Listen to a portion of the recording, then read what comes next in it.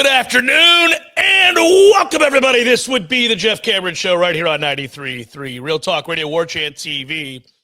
Listen, sometimes, and I'll get straight into it. You guys, some of you get frustrated if it's a pre-record day. Had to today.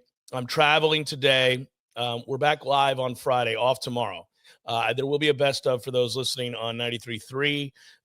But as far as everybody else goes, that's just what had to happen. Now, it's fresh content. Tom and I are going to kick ass today like we always do, and that includes an interview with Florida State defensive lineman James Williams next segment. And I will tell you, and I'll get out in front of it right away, it's a really good interview. I thoroughly enjoyed it. We talk about it after the fact, too, with Tom and I have a chance to react to that interview. You're going to want to hear this interview because I think we're all looking for some positive news. We're all looking for something that makes us feel good about the potential for this team. And, not just because, pie in the sky, but you want something tangible. You want real reasons to think like, okay, something could be different here. I think this kid could make a difference. I think he could be a guy that both in the locker room and on the field makes a difference. So stay tuned because that's coming up in about 15 minutes from right now. You will hear James Williams, redshirt junior defensive lineman, coming over from Nebraska, has played in Tony White's system, has played for Coach Knighton, and is a kid who's really excited to be here and really excited to help Florida State football, help Florida State's defense, and to get after it. Can't wait to play in the Alabama game, he told me. So you're gonna enjoy that one. So there you go. Just wanted to get out in front of it, let you all know the deal. Plenty of you have tweeted at me so far today and late last night regarding the Masters and whether or not Tom and I will talk about it. Of course we will. It's a 3-hour show. We'll get into some thoughts on the Masters as well. But let's start with the game last night.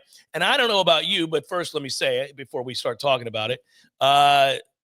Good afternoon, Tom. How are you, buddy? I didn't even say hello to you as we got started. I wanted to get out in front of things. That's fine. Don't worry. I'm okay. It's everything's okay. Just a whole lot of things, but we're good. We're good. I'm not mad about last night. So as mad as I've been about the way this team's played lately and as concerned as I am about the bullpen, last night's road loss to Florida 5-4, I guess I should define my terms. I'm mad about a pitch that is an absurd pitch situationally that can never happen. It can't happen. At this level, you have to be better than that. Now, there's a counter. The counter is that pros make mistakes on 0-2 sometimes, and that there are no perfect people and perfect pitchers, and guys who are really, really good accidentally catch too much of the plate sometime. But the problem is Florida State's pitchers catch too much of the plate on 0-2, 1-2 all the time. All the effing time. They do it. It goes back to last year, and they did it again, and they've done it this year.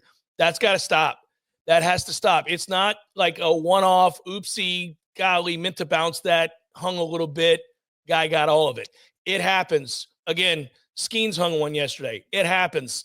But it happens to Florida State's pitchers on 0-2 all the effing time, and it cost you the game. It cost you the game. There's 2 outs in a tie ball game, and you walk people, which has been the bane of this team's existence so far this year. So you put yourself in a precarious position. Then you get up 0-2, which is reason to think, let's exhale, we're going to get out of this thing, only to serve a cookie. I mean, you can't throw a more of a gift pitch. There's a chance with some reps, I'm hitting that out. I mean, there's no reason to put that ball there. It is unreal. Link must have wanted to puke when he saw that pitch. So I'm mad about that pitch, the 0-2 3-run homer, which cost you the game. I'm mad about that pitch. I'm mad that you lost the season series to Florida because screw Florida, and they're not even any good. And they've been steady getting swept on the regular. Stinks you lost that series. Leads me to wonder how good we are, not because of a singular series loss, but because of the way we've been playing and some of the warts of this team being exposed against teams of like skill. So that's not good. But as far as boiling it down to an individual game, they did some things much better in this game than they've done in recent weeks. I thought that for the most part, when you considered it was a Johnny Holstaff game, Tom, and you look at the whole of the night and as many pitchers as they threw, you have 5 runs on the road, and 3 of those are because of an asinine mistake that you leave belt high. I mean, really, Well, yeah. you got out of this group. If I told you on the heels of Wake Forest, Tom, and what we've seen from this group, hey, you're going to go down to Gainesville, you'll give up a total of 5 runs. You like your chances? Like, if I give you that right now before we get on the bus, Florida cannot score more than 5 tonight. They will peak at 5. What do you want to do?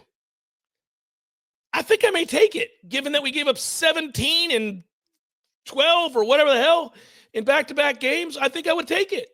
Yeah, I would too. Without hesitation, I'd take it, especially if you tell me that essentially you're going to throw 6, 7, 8 guys, and at that point, you would assume, given what the bullpen is, that somebody's going to get absolutely obliterated. So 5 is a good number. Yeah, that inning is a toughie because 2 outs, nobody on is the 0-2 of baseball situations. And then you get to 0-2 after 2 outs, nobody on, a couple of walks. And if it was as you said, if it was an individual situation, that's an 0-2 pitch that I can understand why he misses, because the approach is to bust the hitter in. And when you want to live in, typically the mistake is over the plate, bending back towards the middle of the plate. And that's where you get burnt there. To get 0-2, outstanding, well-located pitches. Essentially, if you're going to hit those, you're going to hit them off the trademark. But, it is 0-2, so you can waste a pitch away. You can waste a pitch of the eyes. You can waste a pitch of the feet. I don't know. That was a tough one for me. The other tough moment was Lodice's penultimate at bat in this game. And you've got a pitch that's in the other batter's box with first and second, nobody out, and a full count. And you're looking at bags loaded, nobody out in that situation. We end up rallying. Yeah. We end up rallying to score a couple in that inning, but it changes the course of everything. The situations you play, it just pissed me off. And it's not, the umps are out to get us. It's just, college umps make bad calls. They happen all the time. That is one that if you put it on umpire scorecards, the great MLB X account that I love to check every day just to see, they got screwed. The win probability effect of that one call. Yeah, it's a bad call. I saw it in the I was running the game thread last night. A lot of people said, you got to swing at that. I'm telling you, that is lining the chalk of the other batter's box. You do not need to swing at that. That is an awful freaking call. Yeah, it's a bad call, and he was having a hard time reading the sweepers. He was better with the fastballs. Like, he was really militant about the ball just a quarter inch outside when it was a fastball. He would not give you the outside pitch on fastballs. And I actually thought it was like a major league strike zone with the fastball. He had that right. In was in, away was away, up, down, had that right. He struggled with anything big and sweeping.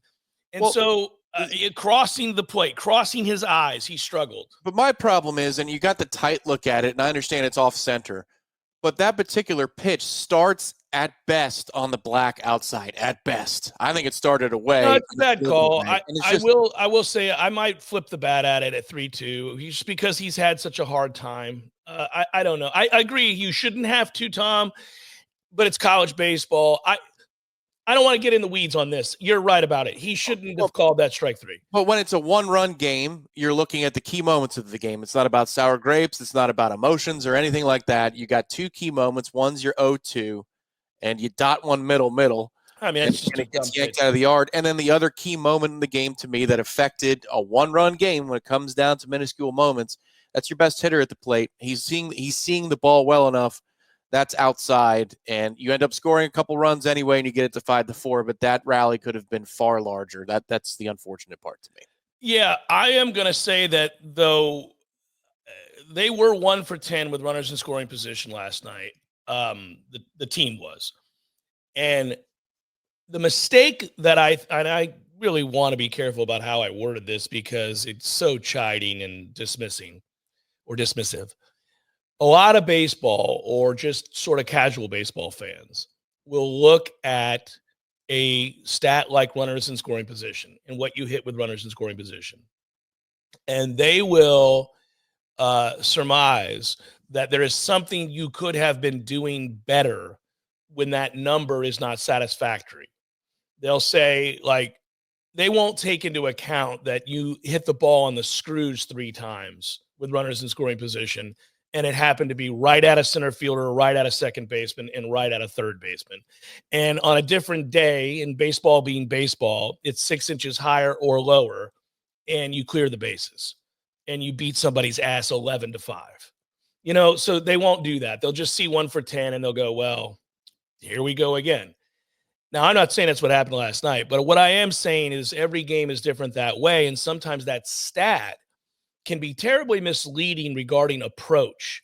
Link has been very upset with their approach lately at the plate, that they haven't seen enough pitches, that they haven't been that they haven't been patient enough at the plate when they've had opportunities to add on or to have a big inning. And the reason I'm not upset about last night is I thought their approach was correct. I thought they did work counts. They did show patience at the plate often with runners at first and second. Yeah, Bailey's late RBI single that's a professional at bat. It was a professional at bat, and he knew the changeup was coming, Tom. He knew the changeup was coming, and he really was sat back on it. So I don't think you can equate this loss and this game, no matter your level of frustration, with the stuff that we've already seen. Jeff Cameron Show, my interview with James Williams, defensive lineman, Florida State, coming up next. Stay tuned. It's a good one. Welcome in. Our thanks to our friends at the Battles Inn. Hopefully a long series of these to come as we go through spring and into the summer here on the Jeff Cameron Show and Warchant TV. James Williams on our screen right now. You see him, the redshirt junior defensive lineman. He waves hello. Very, very cordial. Good, sir. Your initial interview to start the spring and your first moments and impressions of Tallahassee revealed that you were adjusting nicely. You felt welcomed. You mentioned the humidity. It's only going to get worse. How's that going with the humidity in spring football? Yeah, those first couple of days were a bit of a struggle, but it's been better. It's been better. It wasn't that warm outside today. It must have been like 66, but no, it was a good day. The first couple of days were definitely a little warm, so like you guys said, it's only going to get worse. So just trying to prepare my body for that. And we're going to spend a lot of time outside during our off time in May to make sure I'm prepared for it. Today was beautiful. You had to love today. Today was gorgeous. I was making it a point to get outside today. Yep. So you've added, I'm jealous. I wish I were in a position that you're in to be able to get after gaining weight. I know you said you initially gained some 20 pounds. I'll clue you in. My wife is not a nutritionist. Your fiance is. So take us through the process, and I'm really going to get at it, and that is that how much weight have you gained? Where are you at right now? So right now I weigh 265 pounds. When I came to Tallahassee, I weighed 245. I spent the first couple of days really trying to adjust to that and moving around at that weight, making sure that I was good and could still, still had my speed, still had my agility, all that good stuff, and everything translated and only come with, like the added benefit of power and stuff like that. So lots of good stuff coming from the weight gain. What do you get to eat the most of? Just a bunch of red meat? What do you get to get after? Yeah, big red meat guy. Lots of steak, lots of beef, ground beef. I have bison from time to time. That's really good. And then I sprinkle in some white meat every once in a while, like some chicken and stuff like that. Just some good stuff, and then just potatoes and carbs on the side, rice if I have time. So how many calories a day are you taking in? I'm thinking about the effort to gain weight, the position you play, what is going to be unrelenting heat soon enough. You're at 265. I guess a better question might be, what's your goal weight? It's 265. I feel comfortable playing at this weight, being able to move like how I do and still be able to play it, like give it a little bit of power and stuff like that. I'm not calorie counting anymore. During like the peak time that I had to, it was around 7,000 to 8,000 a day, which if going off like the daily recommended value, that's like 4 times what you're supposed to be eating. very, very sorry to anybody who's listening right now that doesn't get to eat that much, but some part of it was fun, part of it wasn't. I'm kind of curious before we get into the meat and potatoes, speaking of food, of the defense and how things are going in spring. I was at the scrimmage on Saturday. Saw you make a play or two. But I got to ask you, okay, so I get dropped. So there's a reason I'm asking this question. One of my best friends in all the world is from Council Bluffs, Iowa. My other dear friend happened to graduate from Nebraska. We used to always yell at each other about our football allegiances. I'm a Florida State guy. So let's say I get dropped down in Fort Dodge, Iowa. What are we doing in Fort Dodge if I'm there for 2 days? You and I are friends. Let's just assume for this hypothetical, I get dropped out in Fort Dodge, Iowa. What are we doing, buddy? What kind of fun are we having? I cannot believe I'm being asked this question. For me personally, it's where my future wife is from. So Okay. I just spend a lot of time with their family when I'm there. There's not really much to do. I'm going to be honest. There's this main event power plates, Dave and Buster's style place that you could go to. It's called Fort Frenzy. Other than that, you hopefully know somebody that goes to the community college and you hang out with them. Otherwise, there's not much to do. It's just a lot of corn, a lot of driving, a lot of nothing, except for obviously, like I said, the future in-laws. So did Lincoln feel like a massive metropolis when you got there? Absolutely not. No, absolutely not. No. If you took Fort Dodge and like put a bunch of trains going through the middle of it and made it pretty industrial, it's the same town. Tallahassee is a different experience because not only is the climate and topography different, but I mean, you go outside and right now it's 60 degrees. If you go to if we're going to Fort Dodge right now, it could be 40. So the weather that we got here in January is kind of what they're experiencing now. So that was a big step up, but Lincoln's not that much different. No. I've been to Lincoln, but it's been a minute. I was just kind of curious. So do you were asked this question when you got here about how difficult or easy it was to adjust to, I've never, it's a different era of college football where people come and go to a lot of different places. Were you nervous at all about the adjustment, and how quickly did you get comfortable in Tallahassee? Are you comfortable in Tallahassee? Yeah, I feel very comfortable in Tallahassee. Obviously, like I told you, it's a different experience. The weather, the people, just like trying to adjust because I've never lived this far down south before. But I love it. It really feels like home. It feels like everybody here is super nice. Has like accepted me as one of them. I don't even really know if that's how it works because not everybody is actually from Tallahassee, but it's definitely it's up there, maybe tied with Kansas City for my favorite place I've ever lived at. I love everything. Like there's something to do here every single weekend. There's something that is live and active that I can go do. I'm not stuck inside the house all day because of the bad weather. And then I really feel like, just like the community is super close knit and tight together. And that helps with a lot of that. So what is it about? I've really enjoyed talking to Tony White, and we all got a chance to talk to Coach Knighton, but I've listened carefully to Tony White, and we've, I've certainly seen a 3-3-5, but Florida State's not run it in my time of covering this team. What is it you like the most about this defense, and what is the most difficult aspect to learn? Because I know you're being counted on to be a leader and help teach some of the guys who have never run this before. And how's that going, I guess, this spring? And also, give me some, I guess, talking points regarding the 3-3-5 that you like and maybe difficult to learn or something that you're trying to impart to the other guys. Yeah. So I would just say that Tony's really smart. It would not surprise me if a head coaching job is in his future. The way he analyzes and depicts the game makes all three aspects of the defense, D-line, linebacker, DBs, they all work in unison. It's the same system that the Kansas City Chiefs run. So I've been watching the defense like through my own eyes for the last 7 years. And now I'm in it. Lots of blitzes, lots of disguises, lots of different, like sneaky, different good looks. And now that he's at Florida State, and now that we have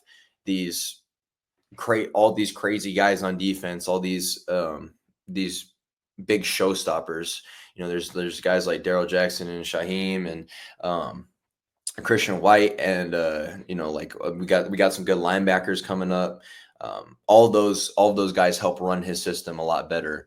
And as for the learning it part, it was a bit of a struggle at first, and it always is. You're moving from whatever Coach Fuller's defense last year was. I'm pretty sure it was a 4-3, 4-3-4, and flipping it and putting it on its landscape.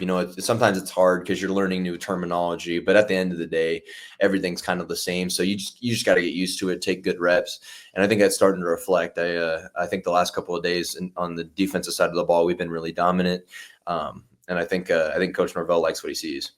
Yeah, well, last year was a little bit of a bunch of different things, a hodgepodge. All defenses obviously morph into different things, a little 4-2-5, a little, yeah, like you said. But I am kind of curious, obviously the production was there last year for you guys on defense at Nebraska. I went back through and watched all of the games from Nebraska, and outside of a couple of performances, I think for the most part, you would classify that as a very successful defense. It's why people were so excited that Tony came to Tallahassee. And so when I hear you describing the personnel, it almost sounds like you're talking about, and I don't want you to disparage anybody, but it almost sounds like you feel like there's been an upgrade in overall talent and versatility that Tony has to work with here in Tallahassee. Is that an accurate descriptor?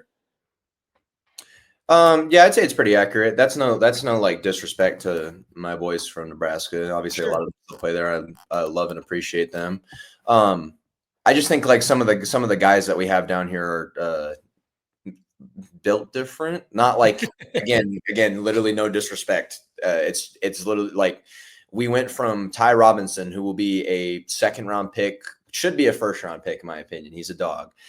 He weighed 290, 300 and was like 6'5" and moved well. Daryl Jackson makes him look small. And again, no disrespect to Ty. He'll be a dog in the league. He'll be great. Daryl Jackson makes him look small.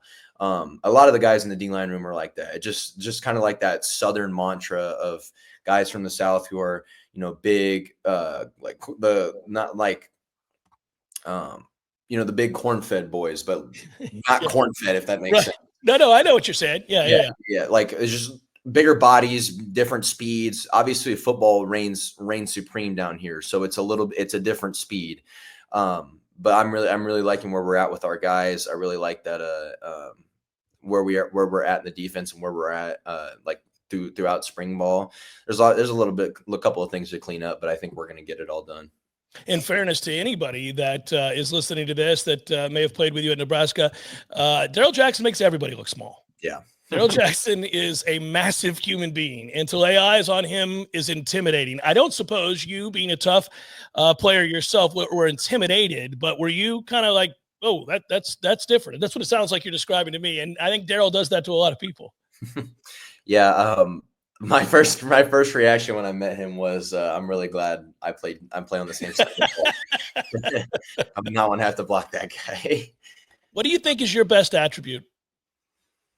I think what I bring in the pass rush game, and a lot of people who have been following me for a little bit know that, just my ability to take over games in the pass rush sense, making sure that, because third down is just such a different portion of football, and I think most people who watch football at any level would agree with that. It's just so much different when the offense has to pass the ball. Offense tackles know exactly what you're going to do. I just become a lot more dominant in situational football. I feel like, like that play that you saw me make was during a 2-minute session, and they were driving. They had got down to about the 40 or 45, and then that was the end of the drive. So making sure that I can get us off the field and become one of the best third down defenses in the country is my priority this year.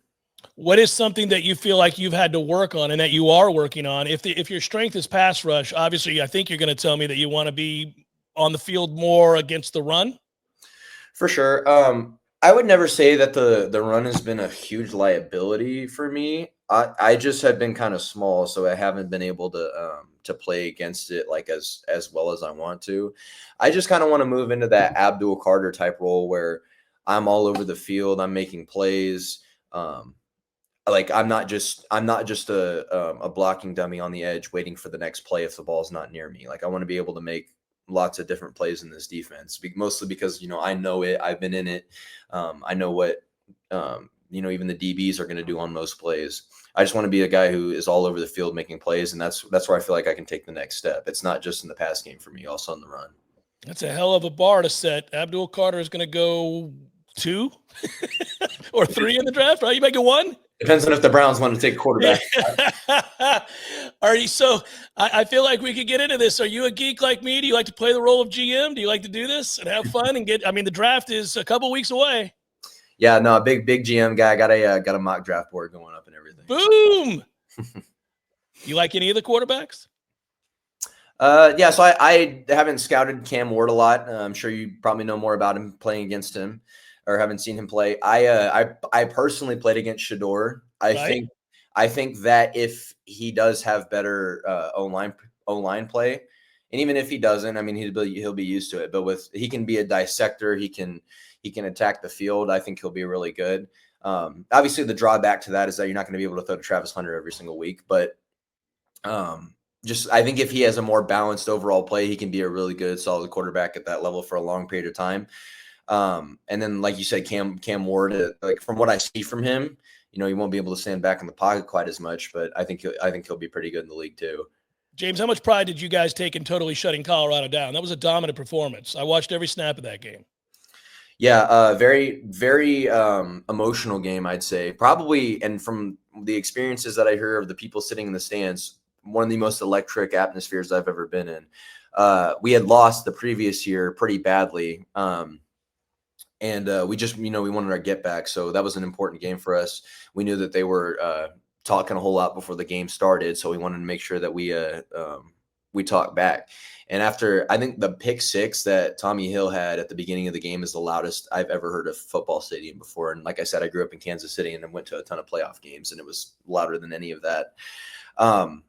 So yeah, I'm definitely looking forward to getting back to that kind of environment. I know Doug's going to be rocking just as much. So yeah, I'll get you out. It definitely will. And I'm excited to see this thing come together. You come in at just the right time with the renovations and the stadium opening back up in full. Obviously, my father's excited about that. Just as an aside, a 40-year season ticket holder, he can't wait to get back in there.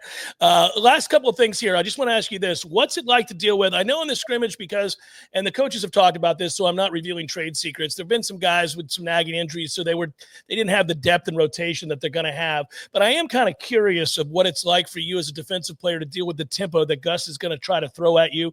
And it appears that maybe earlier in some practices before we had an opportunity to watch his media that he has been able to throw at you some. What's that like? Obviously, that's different. Not everybody gets to see that on a week-to-week basis. No, I think that's good. I think it's great that we're having to prepare against that. We're making sure that we're in shape to play against it, making sure that it speeds the game up, honestly. And we have a couple of guys in the D-line room specifically that I think that really is advantageous for. I think both of the Desir twins, they're both going to be really, really, really good. And then Juju Wynn, he'll be really good as well. But that's important for them to see that kind of speed, because obviously, like, I've played against tempo offenses before. It's not something new. But getting acclimated to the speed of it, getting acclimated to getting the play call from Tony, getting the making sure you're running around the field, getting in shape. All of those are such good things. And Coach Malzahn's offense is really, really, really versatile. There's a lot of different things that as a D lineman I can, kind of like see out throughout the field and depict what's going to happen before the play. But he runs so much exotic different screens, play action to keep you honest. He's not somebody who just falls in love with the run or the pass. If it's working, he'll always stay balanced. I think those are all great things, because he'll probably be one of the best OCs that we play all year. And that'll help us a lot. Obviously, we play Alabama at the beginning of the year, and their offense, at least if it's anything like it was at Washington, is going to continue to be great. Then we play Clemson. Garrett Riley's a really good offensive coordinator. I'm not sure if they go tempo or not, but if they don't, then hey, we're ready. We're slowing down the pace of the game for that, and we're feeling more acclimated. We're more in shape for that. And even like when we play Miami, it'll be really advantageous for us. Yeah, I was just about to go there. Final question for you, James. You've been very, very kind with your time, and I appreciate it. And our thanks again to the Battles Inn.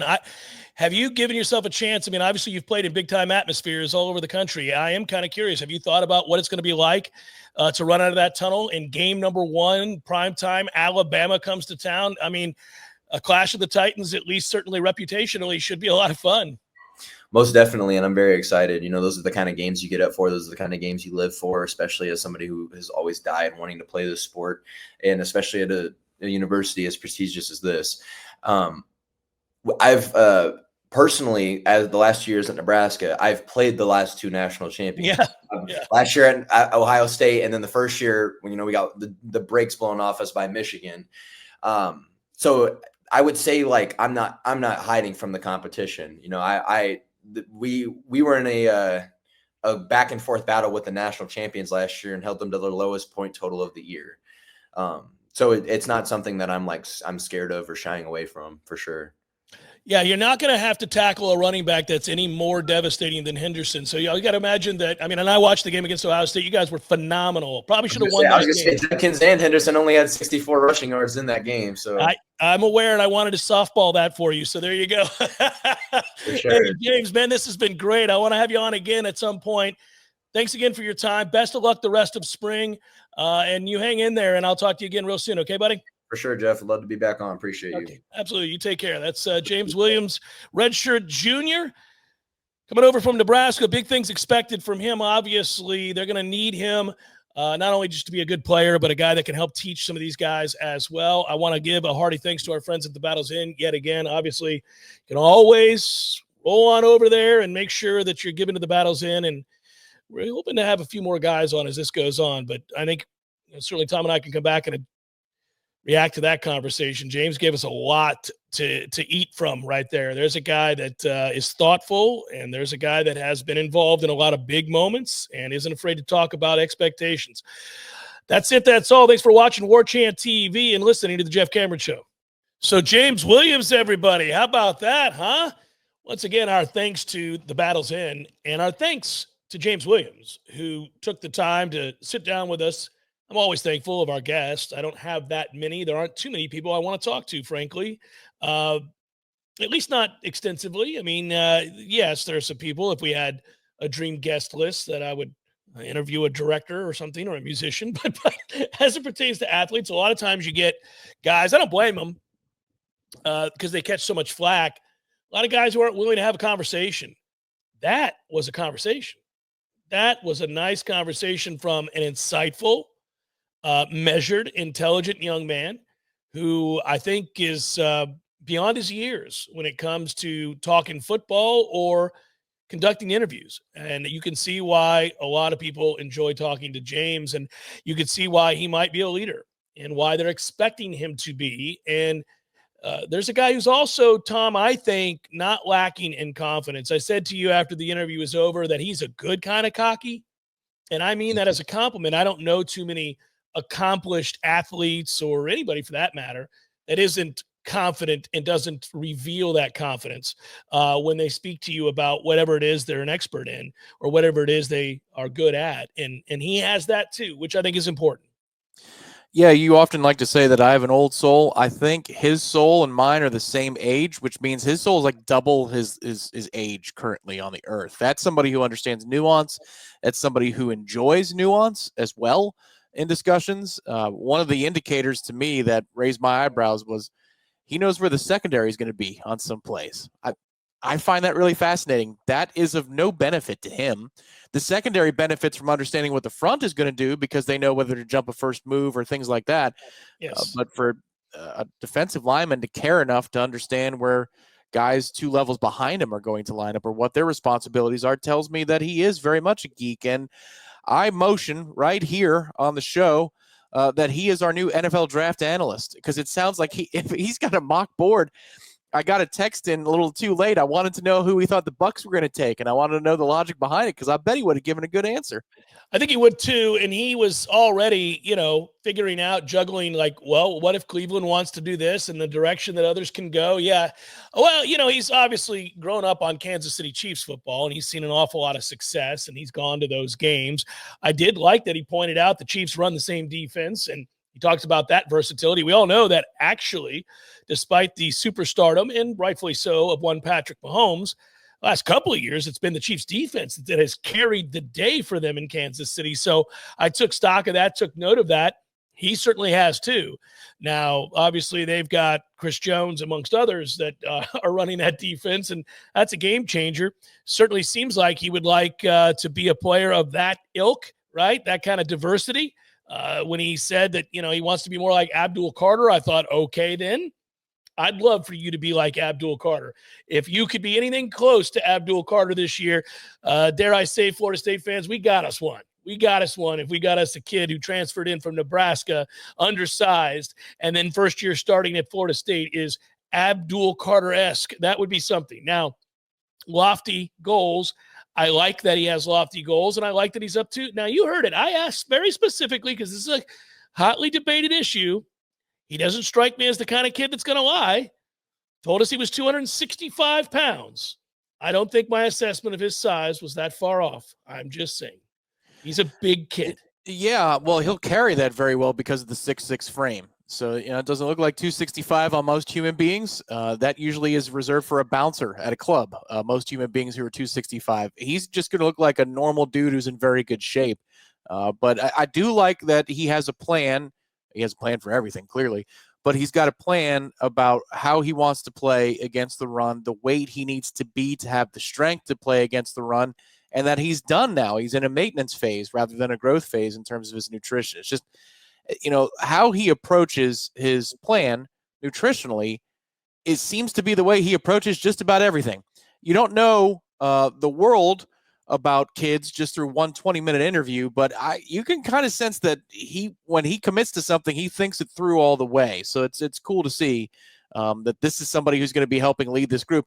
That's the type of interview that if you're worried just as a casual fan about culture and leadership and the locker room, I think that one calms you down. I think that interview, you go, oh, okay. We've got a guy who's a steady Eddie and who is a professional that's going to be helping lead the squad this year on defense. I would invite people to go back. I did this because, for a variety of reasons. But, I like I said to James, I've got a friend who's a Nebraska graduate, and I've worked some with the Nebraska On3 website and know those guys that cover the team and got a sense for who some of those players were, and watched a lot of Nebraska, partly because right out the gates, they were playing Colorado. And not for nothing, I wanted to ask him about that. They dominated Colorado. That was a game in which Colorado was depantsed. They didn't have much success doing anything. And they were physically whipped. They were dominated on the line of scrimmage. He was a part of that. I thought that Shedeur showed an awful lot of toughness in that game. And I like that James noted that because they didn't have a running game that evening. The night of that game, Nebraska's defense shut down Colorado's run game, and they just teed off on Shedeur. And he hung in there, but it became apparent that they were impotent to do anything about it. And so for somebody who was rooting for Nebraska in that game, I was glad to see it. I couldn't have known, fast forward, that it was going to come into play here, where we could talk about Tony White's defense. We could talk about, Knighton, and we could talk about, in this case, James Williams. But got to see that, got to see the Ohio State game. So I bring this up to say, go back and watch those games. If you want to see this defense at its best, you will see it in those two games. You will see them dominate. You will see them confuse. You will see them tackle. You will see them swarm to the football. You will see a very high level of physical play. These are things that I would not have used as adjectives to describe Florida State's defense a year ago. And these are all things that Tony White demanded of that team. Now, I don't want to put words in James' mouth, but this is why I circled back and asked a follow-up to him. Tell me it did not sound like he was, and he was very careful and respectful. But what was inferred early on when he was describing the personnel at Florida State that he's playing alongside now is that they are more athletic, bigger, longer, stronger, and more abundant than what they had at Nebraska. That's what I drew from what he was talking about when he made the reference to the players he's playing alongside now. Yeah, I agree. I think the whole thing here is just can Tony White evoke the toughness and the mentality that Nebraska had? That's the work that he's going to have to do, because there are enough transfers, a couple from Nebraska that can help, that lead that movement and influence.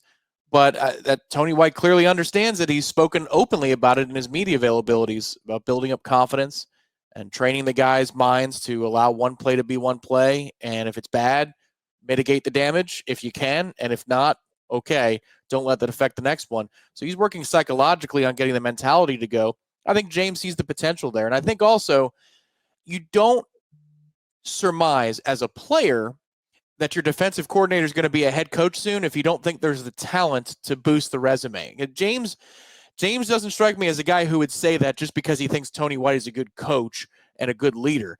He also, I think, understands, just if he's a draft geek, he understands there's context to all situations. He's projecting that they're going to have a good year defensively. That's going to bolster the resume. Yeah, it was exciting to hear the defensive coordinator described as very smart.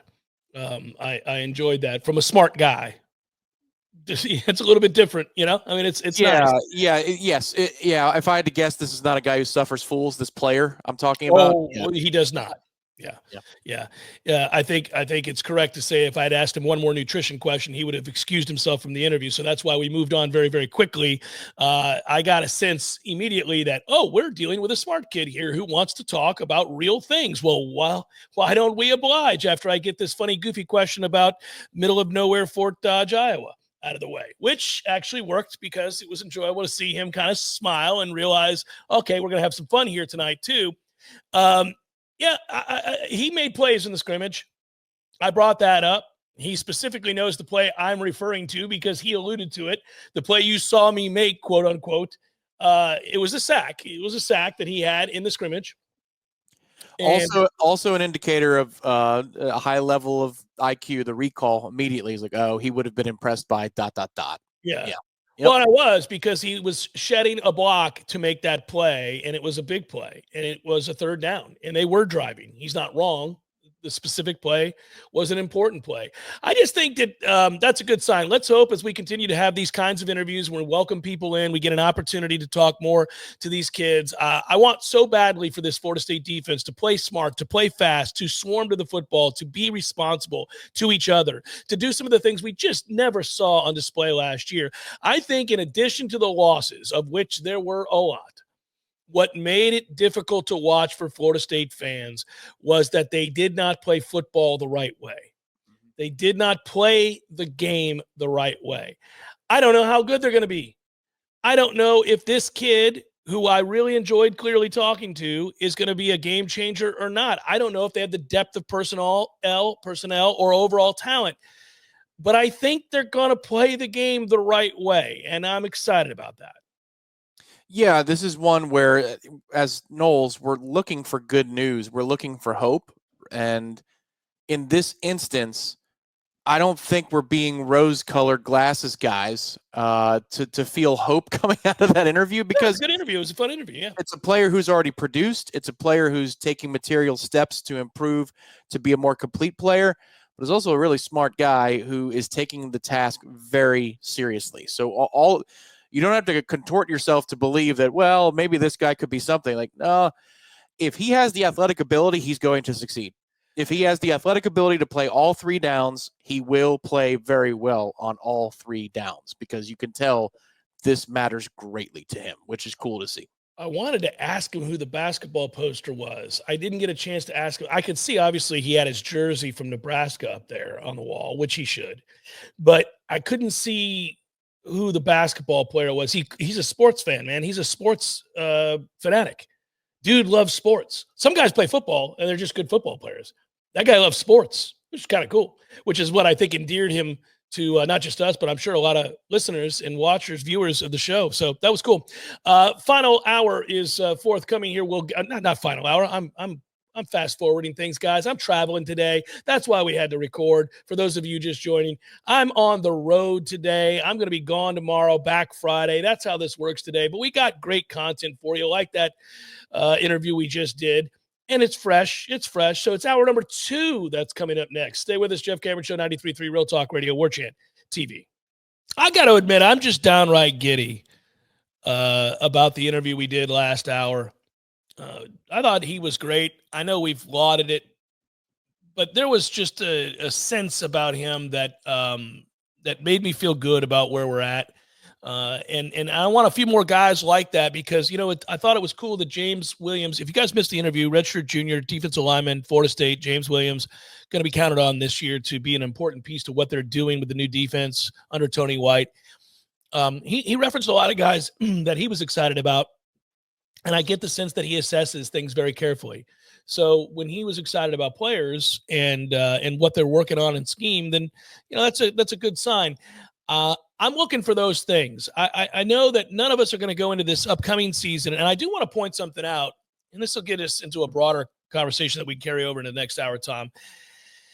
How does this make you feel? I'm asking the Florida State fan out there, how does this make you feel? In the initial, I guess the first releases that we had at the end of last year coming into this upcoming year, the first line, I think the first number we ever saw associated with Alabama FSU, I don't remember which of the sites had it. The initial number I think I first saw was 7.5. It did not take long before that number got to 9, Tom. I think the next time we saw a number from one of the books, it was 9. Just so you guys know, FanDuel released earlier this week the line for FSU Alabama, amongst many other lines. Alabama minus 11.5. Alabama minus 11.5. I went back and looked because I was curious about that. What does DraftKings have? DraftKings has Alabama minus 10. So no matter where you're looking for a line, it started at 7.5. If you were given points, you needed to do it right then and there because you would have said, boy, that's woefully low. The sharps and the market has now dictated that number go way up.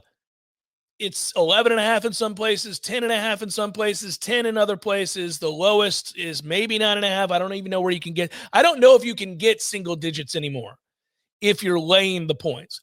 If you're a Florida State fan and you think that they're sleeping on the Noles this upcoming season and you've got question marks about Alabama, then, buddy, sit back and wait because it's, again, up to 11.5. I wouldn't be surprised if it gets to 12, 12.5. But that's for betting purposes. And this isn't a betting conversation. This is, wow. Alabama in Tallahassee off a 4-loss season with a brand new quarterback who has little to no experience is coming into Doak Campbell Stadium as an 11.5-point favorite as we sit here today. Whew. If you ponder that for a second, that'll hurt your feelings. I mean, golly, do they think we suck to high heaven? I don't know. I don't know that it hurts my feelings more than 2-10 did. I mean, this is the lag effect. You can't shake the lag effect of a bad record. And what I will say is if you want hope on this, number one, you could get better odds. But number two, Vegas is going to be slower to react to drastic sweeps in program trends because the portal obfuscates their ability and their models to predict what is coming. Well, and they got burned last year. There were a lot of people who either way overachieved or way underachieved in a way that historically isn't true. Yeah, and I don't think that their computers have caught up yet to roster overhauls and the impact that can have on the system. To me, I'm surprised that they have lines this far out. I understand what it's for. It's just to keep the business moving a little bit. But I mean, really, I don't know how. Maybe AI can do it for them, and they could project what a kid that played at Oklahoma State and a kid at UCLA and a kid at Washington might do for a team in the East Coast or the Southeast when you pluck them all and you integrate them into an offense. But it's just very hard to set reliable lines if you're the house for a game like that. It's not to say that we shouldn't be prohibitive underdogs. I'm not trying to defend it to that, fundamental level. All I'm saying is we were significant favorites in many games to start last season, and it was a cash cow for people to just bet against Florida State before the market reacted to it. In this case, I do understand why the sharps would trend going in this direction, because once Milroe is out of the equation, as much as he can be a force for you in a given week, he wasn't a fit with this offense. So I think what people are working on here are working for is they're working towards the conclusion that DeBoer now has an offensive coordinator back in the fold, that they are of like mind, and they're going to have a quarterback that fits their system to go along with those recruiting classes against a Florida State team that didn't care very much to play last year. And until further notice, they're going to be that group again. When I say it hurts my feelings, it's not about questioning the legitimacy of the line or the reasons why, as you just articulated properly. It is that I don't like it when my program is in such a state of disarray where that could even be a possibility, that you could be double-digit underdogs at home against anybody on earth, the Dallas Cowboys. Like, it ought not be, if Florida State's anywhere where they need to be, that you should be, and I'm kidding about the Dallas Cowboys, that's hyperbole, although the Cowboys kind of suck. I mean, golly, there shouldn't be a college football team in America, not Ohio State, not Alabama, not Georgia, not anybody, that should be an 11.5-point favorite over our beloved Noles at home in a season opener. It just shouldn't happen. I understand that there's emotion involved in that assessment. I understand that there is the connection and the inability to be completely objective. First of all, I would argue nobody is completely objective about anything ever. But I understand that I'm more influenced by a passion for Florida State than maybe a guy who's from, Cincinnati and is looking at this line. It just saddens me. I also think that's our age difference talking. I grew up in the era that you were here in college, and you saw excellence on a level that I never saw for that sustained period of time. You grew up with that too. So it's almost as though if I grew up with the Noles that I did, and they were that dominant until 2012, then I would have the worldview that you do. Right. Yeah. But I lived through the lost decade, which by comparison actually wasn't so bad relative to the last 5 or 6 years. Well, you know what I mean? Last 10 years, say for a couple in the middle there. The composite ranking of the last 10 years. If you look at relative skill level of this program in my 38 years versus your first 38 years, I could understand why it's an affront to you. And to me, I'm like, I could see it, because there's been more bad in my lifetime than there has been in yours with Florida State football. So it's without question, that's the last vestiges of your formative years. For me, I'm like, I could see it. I could see how a team rolls in here as a double-digit favorite. Yeah, and it's a different world, and I can remove the fan in me, and I can look at us and objectively state how poor and how sorry we were a year ago, and I can get down in the muck with the best of them regarding that, because that's a fair and honest assessment of something I'm passionate about that angers me. But again, wanting so much more. So, it's weird to be able to do that and to say, no, if we're being honest here, let's talk about what this program is. I can have those conversations, but somehow when I see that line, it is a weird slap in the face and reminder in totality, not in singular, of where we're at. So it's tough. Final hour forthcoming. Stay with Jeff Cameron Show, 93.3 Real Talk Radio, Warchant TV. Final hour of the Jeff Cameron Show, at least for today. Thanks for tuning to it. I'm Jeff. That's Tom. On a Balls McWednesday. How the weekend's going to go for Florida State on the road against Virginia Tech. Circling back to our conversation about how it was that I was not angry last night at the loss, not in the way that you think. I saw a couple of comments early this morning, some messages to me saying that, man, this looks like it's just completely unraveling. Well, I think we need some context here. I think this Florida State baseball team is a pretty good baseball team. The problem is, obviously, they had a very gaudy record to start the year. Offensively, they did put up some big numbers. You're seeing some individuals who are uniquely gifted. I would argue you have one of the best freshmen in the country in Miles Bailey. You have a guy that belongs on the Golden Spikes Award watch list who somehow was left off of it in Mr. Lodis. You've got a Max Williams who's going to hit over 20 home runs before this season ends. You've got a frontline pitcher who looked to have regained his form and Mr. Arnold is going to get drafted very, very highly. Bellini's had one bad start. It happens to be his last start, but he's been very, very good. There are elements and aspects of this team that are very, very, very good. And I think that that's not to be overlooked just because they've hit a rough patch. Teams hit rough patches. I will note yet again, the team that defeated Florida State last night, Florida, last year struggled throughout the entirety of the regular season before really kind of barely getting into the NCAA tournament and eventually being one of the last 4 teams standing. So there is an opportunity to kind of rectify some things. I thought last night's loss was more about a situational frustration that we felt, by a poor pitch, which I've talked about. That 0-2 pitch is criminal because it's middle, and it's hit to the moon, and you lose the game because of a 3-run homer, basically. But I thought their at-bats were better, and I thought their relief pitching, inning by inning, when you look at the amount of guys, the amount of arms they utilized on the road in a game that certainly is in a hostile environment against a desperate team, I think for the most part, you pitched pretty well in this game, and I thought your at-bats were better. I thought that you got a little unlucky going 1 for 10 with runners in scoring position because that's baseball and it happens. So in that game did not mirror the games against Wake Forest over the weekend. The 2 games that you get bludgeoned by Wake Forest, there is so much wrong with what happened there. There are bad at-bats after bad at-bats. There is a lack of execution from pitcher after pitcher after pitcher. There is a walk festival going on. There is just so much troubling data from those 2 games that I don't think really existed in this game as much. I would say that a criticism that carries over beyond maybe the big 2, meaning Arnold and Bellini, is that we have a lot of guys, in my opinion, in terms of arms, that are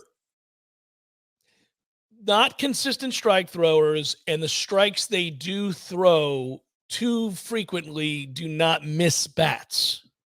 Let's put it that way. I mean, there isn't a guy that you're like, okay, well, he's got to come to him now. It's 3-1, and we can't afford to walk this guy. Here we go. Here's going to be power versus power. Let's see what you get. In those situations, the feel I get, and you could argue, Jeff, thanks for your eye test, but this is baseball. We need more empirical data. Well, I think we got that too.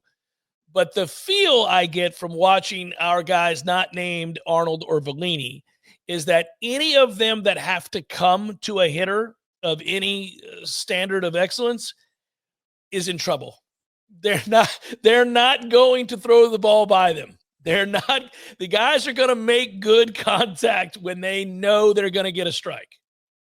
And that's frustrating. I hear you on all fronts there. It's just what's wild to me is I wouldn't classify a lot of these arms as nibblers and not having stuff. That's what's frustrating to me is most of these bullpen options, while they don't all have Prescott's fastball. I'm not trying to claim that. They all have a pitch or 2 that looks wipeout. But it gets spat upon often because they can't consistently locate it. And so then you arrive at a count where something predictable has to be there. This is outside that 0-2 discussion. I feel like often enough you're in situations where you haven't proven you can locate multiple pitches, and so therefore a batter's just going to sit on one, or they get into the advantageous count because they know you're going mental because you're throwing, 2-0, 3-0, and it's the second hitter after a walk, and now we're 2-0. So he's desperate. He's got to give in this moment. So I'm going to sit on the pitch. But if you just put them on a track, man, this is like, to me, they're more combine all-stars than pitchers in a lot of these situations because the stuff itself, I don't feel like we're operating at a deficit like we were 3 or 4 years ago where you're just saying, oh, God, Florida's got fireballers and we got, 89, and we better pinpoint control this thing and hope for a nice strike zone tonight. It's just, it's a little weird this season. I describe them as many of the guys, Tom, and you're right, count leverage is a very big deal, but I describe these guys as not consistently able to throw strikes, and when they do, it's a meatball. So we're in agreement about the inability to consistently throw strikes, but I think when they do throw strikes after they've gotten behind, it's always a meatball. It's not something that's even a competitive pitch. Yeah, it's because they're giving in, and there's a desperation, there's a guiding to it rather than a pitching. I mean, we've all seen that. With starters, it's easier because you track them every week or every fifth day if you're watching in the major leagues, and you can tell when they're just trying to gracefully get it over the plate versus when they're really throwing and they're letting it go. And I think I think that speaks to the mental tension that's going on. You're right. When it is a strike or when it's almost like the cliche lives just for us. All of our coaches as kids, little league and middle school, for me, you get into the count. He's going to have to give in to you now. That doesn't happen all that often, except if you play Florida State and you get to 3-1, you're going to get that meatball of a pitch. But what's frustrating is, again, Martinez has good stuff, and I know he gives up a lot of long balls, but like Rowan's stuff is nasty. Joe Charles has some nasty stuff. Prescott does. I thought Monka looked very good last night. He looked great. Yeah, he pitched pretty well. It's not like they've recruited a bunch of soft tossing Jessies here. They've got some people. It's just that it's a plague. It's contagious right now. I find this discussion so interesting. Everybody's got a definitive opinion about what they think is going to happen or why they're having these problems. And this is an area where it's probably not a good idea for the afternoon talk show host to admit this. I don't know. I don't have, in terms of the pitching problems, listen, you're talking about a guy, Micah Posey, when he's at Dallas Baptist, that wins the assistant coach of the year. And that's a program that has elite success under his guidance of the pitching staff, okay? When I hear people complaining both about Link, let's say this year, and Micah, it's as if they don't recognize that just last year, this team went to the College World Series and was one of the last 4 teams standing. They lost to the eventual national champion, and if they get the check swing call, they probably win the whole thing. Even if you want to argue that they wouldn't win the whole thing, you know that they have a very good chance. Hell, even without it, they had a very good chance. They're just one of 4 teams standing. We ought not act as if this hasn't been a highly successful run in the early stages of the hire. You are not going. Florida has 14 losses this year. That's a program that has been humming for a long time, and they are kind of really struggling to get by this year. They're 1-11 in their conference. I'm not a Sullivan fan because of who he is off the field, but I would never argue with you that he has been a very good coach. He has been a great coach. If they get swept again in SEC play this weekend or something, they may not make the SEC tournament. They'll be in danger of not making the postseason. How in the world could Florida be in danger of not making the postseason? That's ridiculous. But I would tell you that it happens. I'm not washing my hands of this coaching staff. I'm not washing my hands of Link Jarrett by any stretch. This is not an awful team. Florida State's a good team. They're just not as good as last year's team, not even close. And they may not be anything special. They may be a team that kind of goes into the postseason and we have tempered expectations about what they'll accomplish, and the season is what it is. Neither terrible nor great. Just a pretty good season. And I think Link would like and would admit to liking that the standard here now, based on how quickly this got turned around and how quickly they had success and how deep they went into the postseason last year, I like now that the standard is, well, we've got to reach to that level, that we've got to be a team bound for Omaha, and it has to be self-evident 30 games into a season that this group is going to Omaha. I like that we hold them to that standard because that's the standard of yesteryear. That's the standard of Mike Martin. That's the standard of Florida State baseball for a very, very long time. And I don't like the wavering standard, but I understand that sometimes you don't live up to it in a singular season, and it doesn't have to be a referendum on everybody. I don't know whether or not this means Micah Posey can't get the job done. I know Micah Posey knows an awful lot about the mechanics of pitching, the mentality of pitching, the philosophies of modern day pitching. I know that he is a tireless worker. I know he is a guy that is an awful lot of fun to listen to talk about the game. I know that there are pitchers on that staff, including those that are going to be drafted very, very highly, who swear by the man. And I know also that we can't get anybody out in the bullpen over and over and over again, and we walk the world. Those two things can both be true. I just don't know that, you need to fire a guy who just a few years ago was the assistant coach of the year in college baseball. Well, maybe Link would know that better than I would know that. I think that I would be very stunned if that's a serious consideration going on in the baseball offices this year. Now, if next year you're in a situation that looks very similar because of the turnover in college baseball, that would be concerning, but it's very premature right now. To me, one thing that I think we forget, post-Leiter injury, we were searching for pitching and a depth of pitching last year, and some solutions presented themselves just in the nick of time to take Florida State with that lineup to a place where you think that, oh, wow, they could really do some damage, especially if they stay on the front end of a winner's bracket in a regional or out in Omaha. And that's what they were. They turned into this behemoth. Last year's group was going to, at minimum, be in a super regional and compete for a chance to go to Omaha. This year's group is going to have to earn it a little bit more. Like you knew at this time last year with the lineup that they had, they could slug their way to about as far as they want to go. This year's group's a little bit different, but it doesn't mean that we still don't have time for answers to present themselves.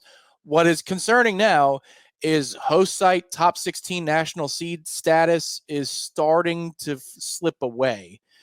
You do need to course correct that with your weekend series with Virginia Tech, followed by, I think you have Virginia, and then is it Louisville after that? Like you start to get some weekend series here in sequence with Virginia after this road trip. Virginia, Louisville, Clemson, I think North Carolina.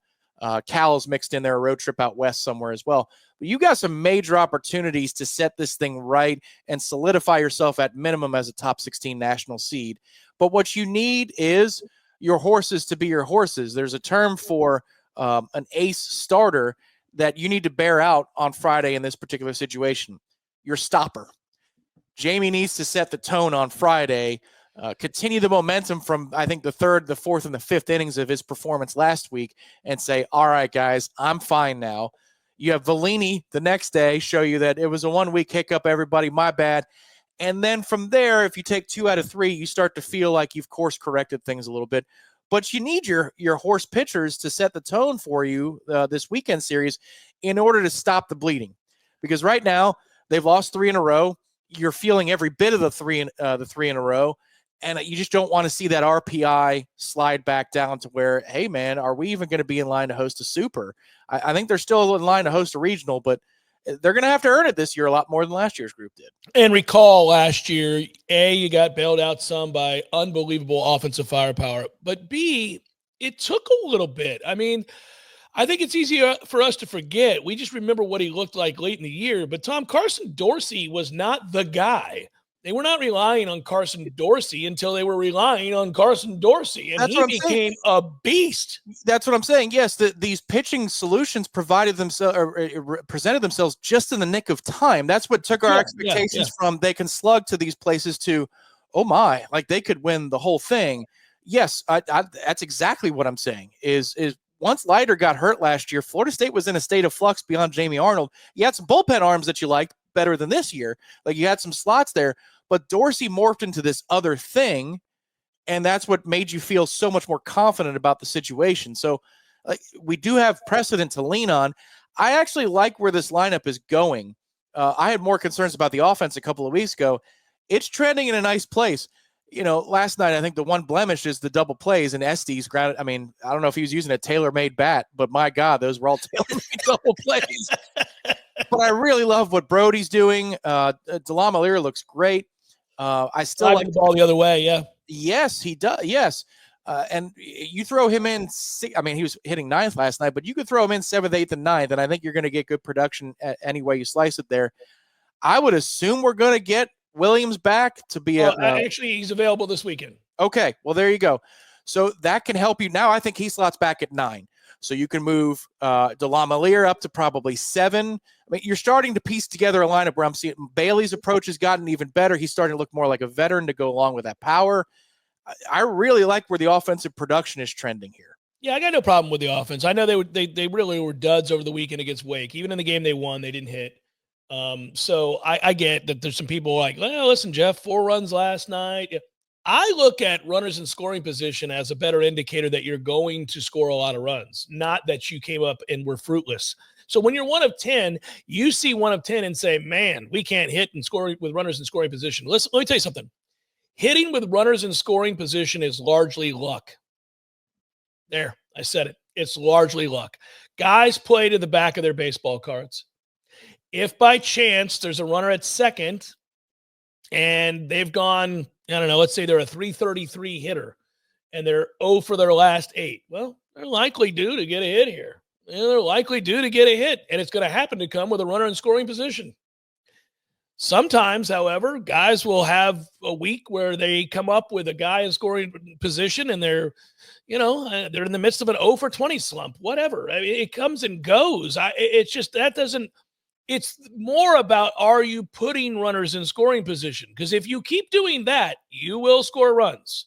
You will score runs. Well, and to your point about playing to the back of the baseball card, you can have a large surge in skill and productivity year over year. I mean, Lodis is living that right now. Sure. But were we expecting him to hit over 500 in conference play for the entire season? Like, that's just not going to happen. There's no way. So in my brain a week ago or 2 weeks ago, I'm thinking, well, Lodis is going to slump at some point because there ain't no way that he's going to be hitting 475 for the season. Correct. And 560 in conference play. So you're going to need Bailey to pick it up. You're going to need Max to pick it up. Harrelson's been awesome at leadoff. I really like what I'm seeing there. But the Hunter Carnes or the Fishers or the Lama. Our situation at catcher is ass. It's just pure ass. It's a weakness on this team. It's awful. We got problems. Well, Carnes is young. That's why I've got hope for him. I'm not mad at him. Yeah. It sounds like it, but no, it sounds like I hate that we have a massive hole at the position, and we do. Yeah. Then also Hankerson's coming around, and that's been a nice boon for us the last couple of weeks. So, like, you just need those other guys to emerge as Lodis comes back to earth. He can still be a Golden Spikes level player, but I don't know those numbers are going to be the same. But these are the ebbs and flows of the season. The problem is that the bullpen has been a problem before everybody was talking about the bullpen was a problem. And that's where the competition put us in that position. You can go back weeks and weeks ago. Who the hell was it that we played? And it was one of the Sisters of the Poor teams. And it was like 10-1 or 10-2. Next thing you know, they hit one to the track to nearly tie the ball game with a grand slam. And you're like, man, I don't know. And ACC play, I don't know that this is going to fly. Well, we had a win over Jacksonville, 11-10. Yep. And we couldn't get it out to save our life, including giving up, I think, 3 in the 9th, and you held on for dear life. So, no, we've had some games where you're like, this is a bit ridiculous. Good thing the offense was, clubbing. This team is lacking that right now. Baseball's a long year. You go through stretches where you look like you can't get beat. You look like a team that's, poised to win it all. And then if you're a good program, and then you go through stretches where you can't get the key outs when you need them, and you come off the field as losers and maybe one too many times, and people break emotionally. They're like, oh, we've lost 5 straight. We're terrible. We may not be terrible, guys. They're not playing great right now. It's been a tough stretch. Let's see. I mean, if you go take 2 out of 3 this weekend against Virginia Tech, you're still where you need to be in the ACC at that point. You'll just say, all right. And I always, as a Florida State baseball guy, I know that this might be blasphemy for some people. I don't care about the ACC. I never care about the ACC. If we win it, great. If we don't, whatever. I care about Omaha. No, I totally agree with you. What I care about with the ACC is that it provides you good weekend tests, and our schedule. Oh, and it does. And this schedule upcoming most certainly will do that. Yeah. The ACC is good in baseball. It's one of the few sports I can say that about. They're not good in football. They're not good in basketball. They're good in baseball. They'll give you a little something in baseball. You're going to find out whether or not you're any good. It's the only sport that still hangs in there with the SEC from top to bottom in terms of overall talent in a league. Other than that, we're watching everything else just take off for those other 2 leagues. And here we are left in the dust, which is a reminder to get the hell up out of here. Jeff Cameron Show, 93.3 Real Talk Radio, Warchant TV. Let's do some solving for the future with our friends at ISF. Woohoo! Solving the Future, brought to you by ISF of Tallahassee, 40-plus years helping folks all around the country. ISF is combining your vision and their expertise. Great collaboration. We love working with them. ISF's capabilities and all that they do, you can find on isf.com. I talked to Jonathan last week. ISF doing well, still humming along just as we are, and that's why we shall solve for the future together. What future do you want to solve for, Tom? The winner of the Masters, Florida State's success in spring football? Do you want to solve for where do you want to go? Mets have won 6 straight. I'm sure everybody would be riveted by you documenting those 6 straight wins. Wow, the pitching has just been remarkable. What can you say? Top 3 in starters ERA, top 3 in bullpen ERA. I think it's an easy one because you got to see the scrimmage. You know that there were certain guys that were held out across multiple position groups, namely wide receiver and offensive line. But that's an hour and a half more or 2 hours more than anybody else got to see. So let's go into the transfer portal market. I'm giving you one position on offense and one position on defense that you can help. No other positions can be helped whatsoever, but one position on either side of the ball that you can go procure a player to help you. Where would you go on offense and defense to help this team? So I am a boring, repetitive example of an old school guy, Tom. Old school guy, like Gus would say. I am always going to say defensive line, offensive line. Even if we've got a starting 5 that I like on the offensive line, I'm going to assume for this exercise that I'm getting a plus level player. Mm-hmm. I'm not going into the portal to grab some ass hat who doesn't do you any good. I'm going to grab somebody who is a plus level player that makes my team better right here, right now by their presence. We have them. So on the defensive side of the ball, give me a defensive lineman. I don't think we have enough depth there to rotate at a high level, meaning the quality stays consistent. I'm a little worried about that. Okay, so defensive end, defensive line, you guys, we would argue in the room. Okay, that's fine. I think that the more entertaining and understandable answer, frankly, on the offensive side of the ball, actually might be running back. It might be that I would tell you, hey, I'm not impressed with any of the running backs that I saw on Saturday. And that is an accurate assessment. I'm not impressed with any of them. There's no special in that room to speak of. The problem is there may be special on the way in the fall. Mm-hmm. And so if Usman Kroma is that good, then maybe I don't want to be redundant and go get another running back, but I could make the case that you should, because as a freshman running back going to lead the way for you in a season that features Alabama, Clemson, Florida,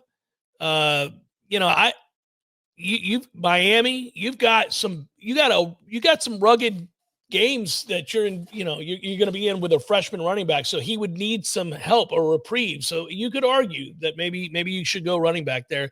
If I were being cynical, and nobody will like this answer, I'd go get a top tier quarterback, because Castellanos isn't. So that's just a fact. He isn't. Now, the counter to that is, well, he is for this offense, Jeff. This is the offense we're going to run, and you know that, and he's an elite runner, and they're going to run him. Okay. I guess it would probably speak to my overall dissatisfaction with the choice to go the route that we're going. Yeah, but here we are. Yeah. I think that probably should be the slogan for this year, because I feel like we keep coming back to, frustrations with 2 and 10, the nature of an 11-point line against Alabama at home, looking at the roster and not being overwhelmed with a bunch of superstar or, game-changing type players. National respect, if you're a fan out there and you're pissed off that Florida State isn't even talked about or mentioned, or here we are. Until we prove otherwise, this is our lot in the college football world. So I guess I would ask you to parse, because it sounds like you're stretching for a running back or quarterback, but you like O-line first and D-line first to help. I'm a little surprised you didn't say linebacker. Is that a good thing, or is it just because you think that the more glaring need is at defensive line than it is at linebacker? Yeah, I think the depth problems at defensive line are kind of self-evident. I believe they're not deep enough with quality, experienced, talented defensive linemen. They've got a good front group. I mean, I think the first group is fine. And then I worry about what comes after that. I don't know the nature of Lyon's injury. Yeah. That's a real problem for me, Tom. I don't have a good feeling about that. I don't know what the answer is. We haven't been told anything. I wouldn't be allowed to talk about it if we had, but honestly, I'm not looking at the camera and winking. We haven't been told. I don't know. I just didn't like the way that Mike talked about that. It has me a little nervous. Yeah, and then the Jenkins injury doesn't help Correct. you either. Yeah. Well, and he was going to be a big part. So I'm a little worried that we're very thin there. And, it's great that we all like Desir, and it's all great that McCray had a good scrimmage and all these things. But I'm kind of like, hey, man, I don't know. I'm not asking freshmen to be out here trying to save the day. I mean, come on now. Yeah, that's fair. Now, I will say that no disrespect to you or Mike or anybody that brings up the Desir twins, but James Williams brought him up. I thought, ooh, okay, so this is a player who he didn't have to say that. You didn't ask him, James, tell me one freshman that you think is, or right, freshmen that you think are going to be standouts. He brought them up. That was unprovoked. So I like hearing that. But on offensive line, before you expound on that, is it guard or is it tackle? Guard. Okay. Because they're going to run between the tackles a ton. They're going to run between the tackles a ton. I just, I don't know. I know they like Medley. I know that Luke looked really good. Pettibone looked really, really good. Do you trust Richie Leonard? Do you feel good about where they're at guard? More than I do Ferguson. I trust Richie Leonard.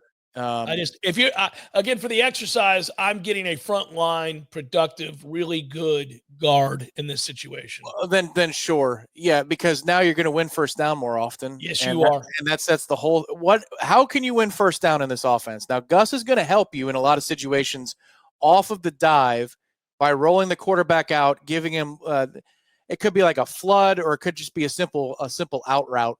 Or flare release for the running back. And there you go. There's your 3 yards, or a tight end that releases out into the flat. And there's your 3 or 4 yards and you win first down. But in order for those things to work with great consistency, you do need, as we said back in the day, the oversimplified version of it, stop the dive. You need that first down play to work for you. And a guard would help big time. I think just thinking about it, hearing my words out loud, I get why somebody at home would be saying, well, Jeff, the quality of depth at tackle is where it's really lacking. After Gunnar Hansen, you're dealing with Lucas Simmons, who's really not played at all. The other side, besides Pettis, who do you have on the right side? At least at guard, you would say, Jeff, you already got Andre Otto. You like him, and you're right about that.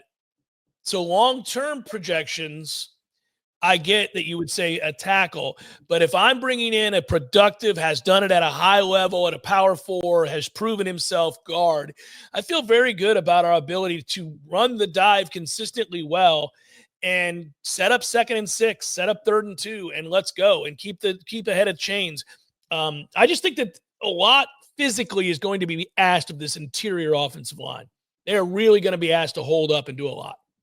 Well, and they're trying to cultivate younger players, go figure, young offensive linemen that could graduate up the ranks, not named Otto, and Jonathan Daniels got a shout out yesterday. Now, he was somebody that was, am I mistaken, or was he somebody that Mike talked about last fall camp as somebody who could play at multiple different positions as well? Like they spoke on Otto and his durability and position versatility.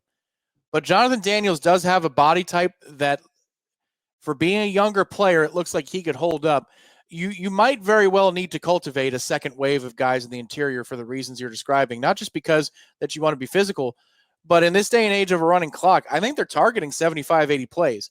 If it was the old clock, they might be targeting 90, with stops on every first down. But if you're going to run that many plays, it's almost like with quarterback. You need to have a viable backup that you feel good about because Castellanos is going to get hit a lot this year. That O-line is about to get banged up. The good thing about the schedule, at least early on, is that you have Bama and a 3-week break before you take on Virginia and Miami. So they should be peaking okay that part of the season. But when you get into late October, early November, and there's that stretch run in November of road games, Clemson and Florida, you might need one or two of those young guys to stand out. Yeah, for those that don't know, Jonathan Daniels is a redshirt freshman. He got in the Charleston Southern game last year, but he maintained his red shirt. He's 6'4", 295, and we'll see what he becomes. They have talked about him in positive terms. So good. Hey, listen, let's just say it. Maybe a bunch of these guys that really weren't talked about in any way, shape, or form last year and were guys that were just thought to be swings and misses or whatever, perhaps they just weren't being coached. You did, after all, fire your offensive line coach. You fired him. It's suffice to say that he wasn't doing a good job. Can I bring to the table, you didn't mention this in rapid fire, but upon reflection, after watching the scrimmage, does Bryson Estes have a shot? He does. They played him some at center. I think he's a piece of the puzzle that they're going to move all around. Bryson Estes, I've always thought they should get more out of him. I'm not telling you he's off to the NFL. I am telling you he's one of the strongest guys on the team. He's one of the most consistent workers on the team. We didn't, in any of those drills that we watched with the one-on-ones or any of the group drills, I never saw Bryson Estes get thrown on his ass on the regular the way a certain kid did that was here and much more highly touted. Never saw it. He might lose a rep, but he didn't get embarrassed. He didn't get thrown into next week. He didn't have to pick himself up off the mat over and over again. He's tough. He kind of plays with a really nasty attitude. I think that Herb Hand's going to get something out of him. I really believe he will. And it did anger me. I first guessed this. I said this about Atkins. Atkins had his guys, and if you weren't there, then, good luck to you. You weren't really going to get in the mix at all, and it pissed me off. I thought there were a couple of guys that got largely overlooked. Estes is one of them. So I'm glad you bring it up. He was – first of all, this is the other thing about Estes. He's healthy. He works hard. He trains hard in the offseason, and he doesn't miss reps. Yeah. Well, it's all things that you're going to need if you're going to cultivate that depth. I think you've won me over on guard versus tackle because I'm just looking at the depth chart here. It's like Andre Otto, man. That's all you got. It is kind of like Andre Otto, maybe Estes, maybe Daniels. But I mean, Daniels, how are we going to – he's a redshirt freshman. Maybe. This is where the second and third game of the season can actually help you a lot. I know that you don't learn a ton when you play people that you're going to blow up by 100, but it's better than nothing. And it's a couple of you could almost get some guys up to speed too that are younger. Like for Boggs, Boggs might be more important in Virginia and Miami because he's able to get a couple of snaps in the first game against Bama in certain situations where maybe they have a specialized route for him. But then it's like, okay, here's your breather. You get to go have a preseason before you get back into ACC season. They might have an opportunity to, sort some jobs in games 2 and 3 in the year with that bye week in between as well. Yeah, you realize for those that maybe on the other side of the ball where you heard me talking about my concern about the defensive line. Okay, so if Jenkins is out and we don't know that he will be for certain in the fall, and we don't know the situation with Daniel Lyons, but you suddenly get very concerned because it's what? Deontay McCray and who? Diggs. They like Diggs, but yeah. Mm-hmm. Right as we're going to break, you can cut it if you want to, or you can leave it in there and people can laugh. A sneak behind the curtain. I'm going to go drink some coffee before we come back and wrap it up. It's Jeff Garrett Show, 93.3 Real Talk Radio, Warchant TV.